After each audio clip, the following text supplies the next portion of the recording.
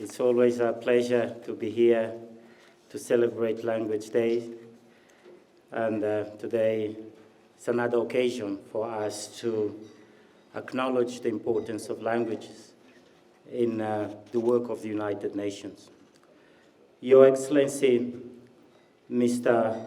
Evgeny Terekin, Ambassador of the Russian Federation to Ethiopia and to the African Union, distinguished ambassadors, heads of mission and representatives of the diplomatic corps accredited to Ethiopia, our partners in multilingualism, colleagues and members of the United Nations family, distinguished guests. I would like to begin by extending to you a warm welcome to the Economic Commission for Africa on the occasion of the celebration of the Russian Language Day, which is part of an annual tradition in all United Nations offices to celebrate the 6 official languages of the organization, namely Arabic, Chinese, English, French, Russian, and Spanish, along with the International Mother Language Day. The celebration of the Russian Language Day coincides with the anniversary of Alexander Pushkin, the great Russian poet, playwright, and novelist, who was born on 6 June 1799 in Moscow. Pushkin is considered one of the greatest poets and an archetype of the Russian soul. It is worth noting that, according to several researchers, Pushkin had African roots, with one of his great-grandfathers having been born in Central Africa.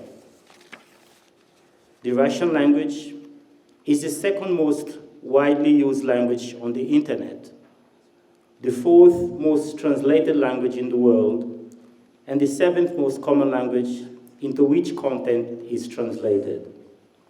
It is spoken by 350 million people, counting, and continues to be a lingua franca throughout much of Eastern Europe, Central Asia, and the Caucasus. This demonstrates the Russian language extends beyond the borders of the Russian Federation, thanks to its use and status as an official language of the United Nations. We are celebrating all that today. The Economic Commission for Africa is working hard to strengthen cooperation with our partners in multilingualism. To that end, we have reached an agreement with the Russian Center for Science and Culture in Addis Ababa to create a Pushkin section within the ECA library. In the same vein, we recall our wish for support in the teaching of Russian at the ECA Language Learning Center, which will strengthen cooperation between the Russian Federation and ECA. I had a discussion with the ambassador, the last time we celebrated the Russian Day about this. So we look forward to the day when indeed we will have that center language in our ECA Language Learning Center.